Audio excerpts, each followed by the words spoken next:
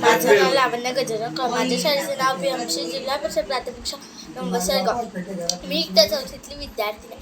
मी तुम्हाला हरवलेला डब्बा ही गोष्ट सांगणार आहे. सुट्टीत एक डब्बा टेबलावर राहिल्या. सुट्टीत एक डब्बा टेबलावर राहणार. कोणी त्याकडे लक्ष देत नव्हतं. कोणी त्याचं मालिक पण नव्हतं. ओमने ते पाहिलं. त्याने डब्बा उचलला. तो विचार करू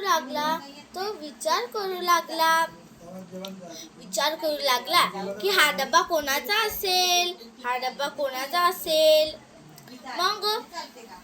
मग तो म्हणाला, आपल्याला तर रोज घरी 2 डबे लागते, तर चला एक डब्याने तर माझं मन नाही भरेल, घरच्या हे पण खाऊन घेऊ आपण डब्बा. मग तो गेला. तिथे एक मुलगा ओमला बसून मिळाला. तो खूप उदास होता आणि मनामनातच लढत होता.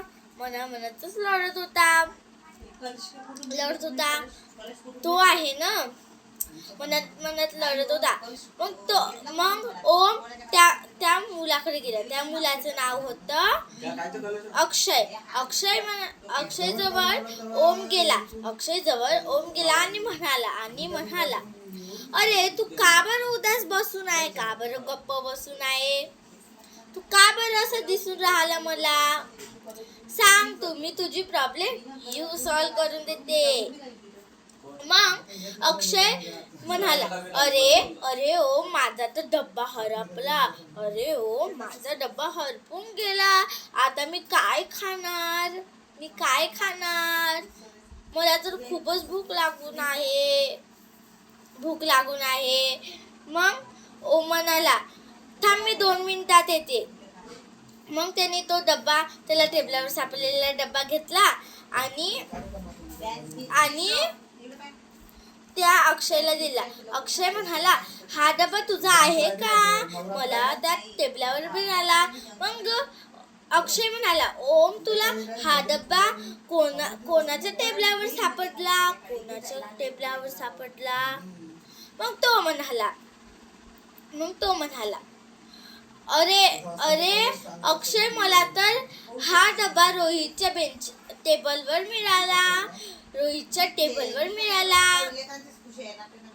मग अक्षय म्हणाला, चल, मला रोहित पाशी घेऊन चल बरं. मग त्यांनी गेले दोघे जण. आणि मग पोचल्यावर अक्षय काही थांबले नाही. तो त्याच्याजवळ गेला आणि म्हणाला, अरे रोहित, तुला माझा डब्बा कुठे मिळाला.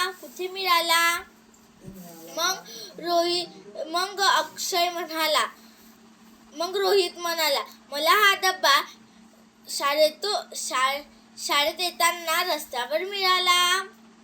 मला वाटलं की हा कोणाचा डब्बा आहे, आपल्या शाळेतल्या एका मुलाचा असेल, म्हणून मी घेऊन आलो. आणि मग मी शाळेतल्या मुलांना सांगणंच भुलून गेलो. म्हणून मीने हा डब्बा माझ्या बेंचावर ठेवला. तुला दुःख वाटलं असेल तर सॉरी. मग तिथून टीचर पाहत होती. टीचरला वाटलं की यांनी सगळे भांडण करून राहिले, लढाई करून राहिले. मग टीचरने त्यांना तिघाला बोलवलं ऑफिसमध्ये आणि म्हणाले, तुम्ही तिघजण का झगडून राहिले. मग ते तिघे म्हणाले, टीचर, आम्ही नाही झगडून राहिलो, आम्ही तर एकमेकाची मदत करून राहिलो. मग